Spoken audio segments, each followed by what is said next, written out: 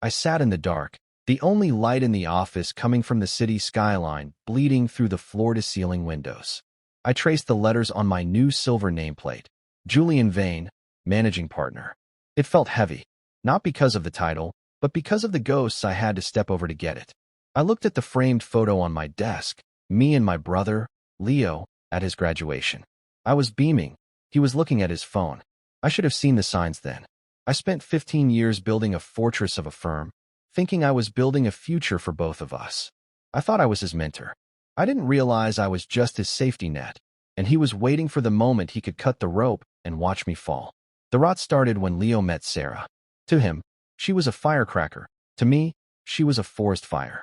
I watched her look at our family estate and our firm's portfolio not with admiration, but with a calculator. She didn't want to join the family. She wanted to harvest it. Suddenly, the brother who used to call me for every minor life crisis became cold. Sarah had him convinced that my protection was actually control. She whispered in his ear that he was the true visionary and I was just the boring technician holding the keys to his kingdom. I stayed quiet. I thought if I worked harder, if I fixed more of his mistakes behind the scenes, he'd eventually see the truth. I was wrong. You can't show the light to someone who has their eyes closed tight, dreaming of your downfall. The text arrived on a Tuesday, right in the middle of a high-stakes partner meeting. My phone buzzed on the mahogany table. It was the family group chat. Leo didn't send a private message. He wanted an audience. Don't bother coming to the weekend barbecue, Julian. Sarah says your depressing office energy will make the whole party stink. We're celebrating my upcoming promotion anyway. Family only. The room was full of powerful men, and for a second, I felt like that small boy on the playground again, being mocked by the person I loved most. My mother hearted the message. My father sent a laughing emoji. They thought it was just Leo being Leo. But in that moment, the shield I'd held over my brother for 3 decades dropped. I didn't feel angry. I felt finished. I typed one word back. Understood. Leo thought he was being promoted. He had Sarah convinced that the board saw him as the future. What they didn't know was that the board had been watching the numbers, and the numbers were screaming. For the next 3 days, I stopped fixing his errors.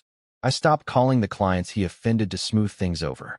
I stopped moving my own billable hours to his name to keep his stats up. I pulled the archives. I found the $200,000 discrepancy in his expense reports, money spent on luxury business retreats that were actually vacations for him and Sarah. I didn't have to sabotage him. I just had to stop being his accomplice. When I presented the audit to the board, I didn't say a word about the barbecue. I let the cold, hard data do the talking. The vote for managing partner wasn't a contest. It was an execution. The morning they arrived at the office, they were dressed for a coronation. I could hear Sarah's heels clicking in the hallway, sharp and rhythmic, like a countdown. She was complaining to the secretary that the old management was finally being cleared out. They burst into my office without knocking. Sarah started talking before she even saw who was in the chair. We need to discuss the new office layout, and I think it's time she stopped. The air left the room. Leo was standing behind her, a smug smile frozen on his face. He looked at me, then at the nameplate, then back at me. The realization hit him like a physical blow. He didn't see his brother. He saw the man who held his entire life in a single folder on the desk. Julian. Leo's voice was thin, stripped of all that group chat bravado. What is this? Where is the chairman? The chairman is retired, Leo, I said. My voice was as steady as a heartbeat. And I'm the one who decides what happens to this firm now. Sarah stepped forward, her face turning a blotchy red. This is a setup. You're doing this because of the barbecue. You're so petty, Julian. We're family. I looked at her, and then at the brother I no longer recognized. Family? You used this firm's accounts to fund your lifestyle. You encouraged him to push for my removal while I was literally paying your mortgage. That's not family, Sarah. That's a parasite. I slid a single document across the desk. A termination for cause. No severance. No family cushion. Just an end.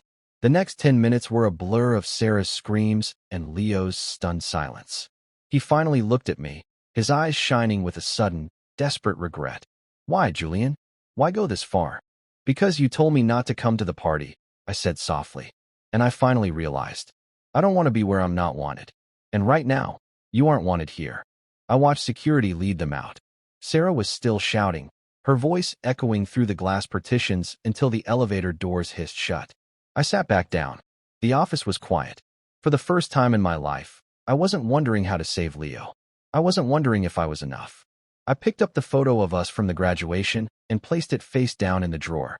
Justice doesn't always roar. Sometimes, it just signs a paper and turns off the light. And as I looked out at the city, I realized I wasn't lonely. I was finally free.